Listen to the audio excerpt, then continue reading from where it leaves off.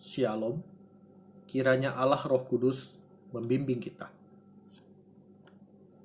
Ketika kita membaca Matius 1, kita akan melihat silsilah Yesus Kristus dan nama-nama leluhur Yesus Kristus. Kita dapat melihat berbagai nama yang dimulai daripada Abraham dan kemudian hingga kelahiran daripada Yesus Kristus. Injil Matius ini ditulis oleh Rasul Matius itu sendiri yang diperkirakan pada tahun 37 setelah Masehi hingga 50 setelah Masehi. Penulisan ini ditulis pada masa orang-orang Yahudi dan orang-orang Yunani yang berada di era tersebut. Dan pada masa itu unsur patriarkal sangatlah kental, yaitu laki-laki yang lebih diunggulkan, laki-laki yang lebih diutamakan, dan laki-lakilah yang namanya ditulis dalam sensus penduduk. Lalu kenapa Matius menulis beberapa nama wanita dalam silsilah Yesus Kristus? Bukankah unsur patriarkal saat itu sangat kuat? Apa maksud Matius? Apa tujuan daripada Matius menuliskan nama wanita tersebut?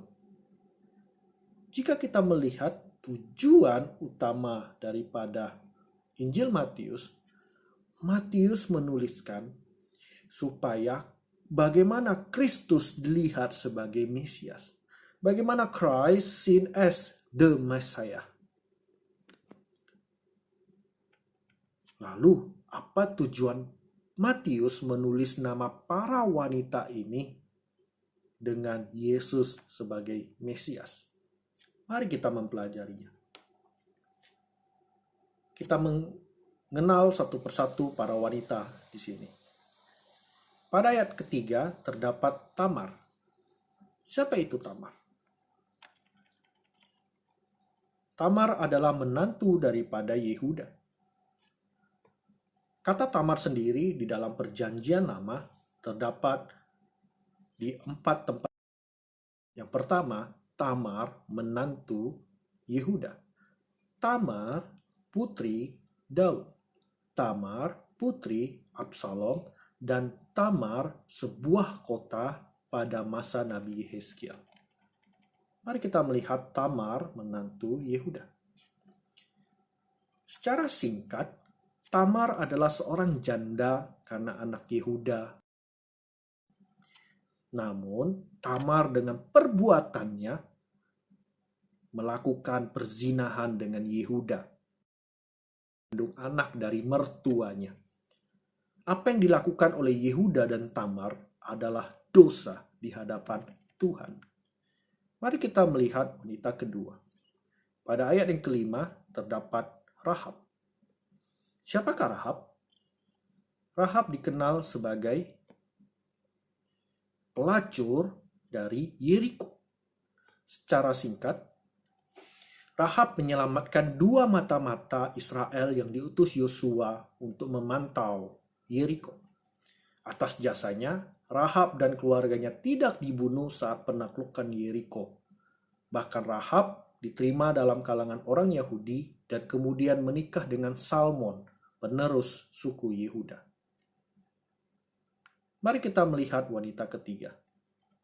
Pada ayat kelima terdapat kata Rut. Siapakah Rut? Rut adalah seorang perempuan Moab yang merupakan menantu Elimelek dan Naomi. Rut akhirnya menikah dengan Boas dan menjadi nenek dari Raja Daud. Rut memiliki latar belakang yang berbeda dengan Tamar dan Rahab, di mana Tamar yang berzinah dengan Yehuda dan juga bagaimana Rahab yang punya latar belakang sebagai pelacur. Rut tidak mempunyai latar belakang zina dan bukanlah pelacur. Tetapi tetap saja Rut bukan orang Yahudi.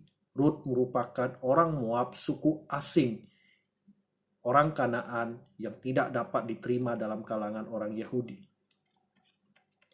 Mari kita melihat wanita yang keempat. Pada ayat ke-6 terdapat istri Uria. Siapakah istri Uria tersebut? Nama wanita itu adalah Betsheba. Ia yaitu seorang yang berzinah dengan Raja Daud. Karena nafsu Raja Daud yang menguasainya. Yang kemudian dosa zina berkembang menjadi dosa pembunuhan. Kita kembali ke pertanyaan awal. Kenapa Matius menuliskan nama keempat wanita ini?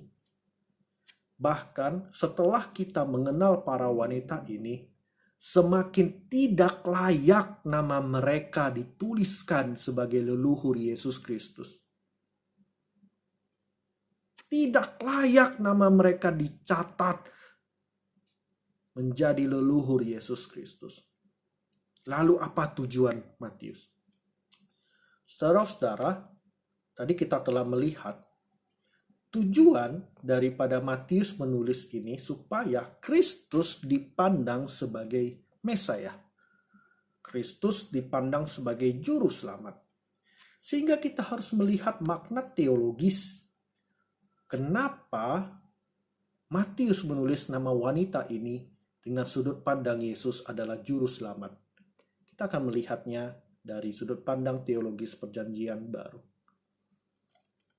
Baik Tamar, baik Rahab, baik Rut, ataupun Betseba, mereka tidak layak sebagai leluhur Yesus Kristus. Tidak layak nama mereka dimunculkan. Tetapi disinilah letak keselamatan dari Yesus Kristus. Mereka yang tidak layak menjadi layak oleh karena Yesus. Mereka yang berdosa dan diasingkan, dikuduskan dan dihormati karena Yesus Kristus. Matius memandang keempat wanita ini dari sudut pandang Yesus Mesias, Yesus Sang Juru Selamat.